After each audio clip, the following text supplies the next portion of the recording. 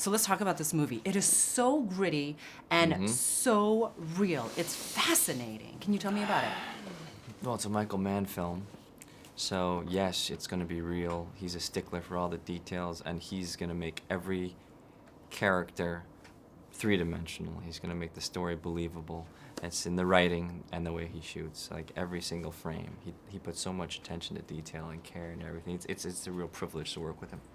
And the crazy thing is, like, you expect twists and turns in a Michael Mann movie. Yeah.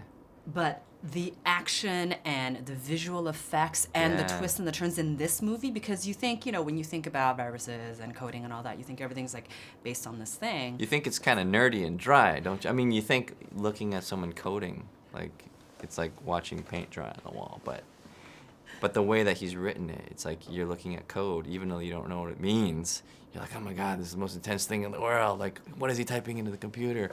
Yeah, and yeah, I mean, he really knows how to tell a story. And I love the chemistry between you and Chris because you guys have this wonderful brotherly love. You know, it seems as if you guys do have this long history of being at MIT together, right? Right. Yeah. I mean, we were roommates. We were supposed to be, you know, our characters were roommates at MIT, and we code together. And it's like, that's a very intimate thing, you know? You know each other's style, you know each other's language, you write together. It's like composing, you know? Like composing music or being partners as co-authors, which we did. So yeah, we definitely bonded. We were bros. And I know you guys had some really amazing technical advisors. Yes. But Chris told me that when he walked in, he was kind of a two-finger typist that did this. Okay. Were you that kind of guy too? And did you guys learn together? No, I wasn't like that. But I mean, we start from different places, yeah. But we had great coaching, and we both really just dove in head first. Michael was so great, just finding the best people to teach us, like real-life Blackhat hackers, who were going to show us the whole culture, you know, or this subculture, I guess. But it really is a world that I hadn't really been knowledgeable of. You know, the world of the cyber crime or cybersecurity. You know, what does it mean to be a Blackhat hacker? Attacking people using code for malicious purposes, or a white hat hacker, you know, being like a cybersecurity expert. I guess it comes from like the Wild West, those old Western movies where the good guys wore white hats and the bad guys wore black hats. And how is it working with Chris and Viola Davis? I mean, two amazing actors. They're so fantastic. Both Chris, Viola Davis, working with my dear friend Tong Wei again.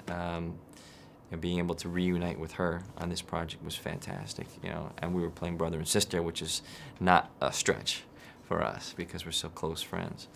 And yeah, I mean, I'm just fortunate to be able to work with such great actors and such an incredible director. And one thing that I really enjoyed myself was all of the little spots that he found to shoot this film, you know, in Hong Kong, in Malaysia. As a man who's traveled all throughout, you know, Asia as well as worked throughout Asia. Were you surprised by the spots that he chose to shoot? Or did they shock you? I was, yeah. I was really surprised by the places that he found in Malaysia, like the tin mine, the nuclear facility. I was surprised because I go to Malaysia all the time, and what Michael does is he gets in a helicopter and he'll just hover and he'll fly around until he sees something, and he's like, land, and that's his location scouting. Like, he's like, yeah, that was a tip for all the film directors, aspiring film directors out there who can afford a helicopter. And he's like, there's no better way to do location scouting than flying around a helicopter, Lee-Hom. You got to remember that. It's like, okay, all right, thanks, Mike.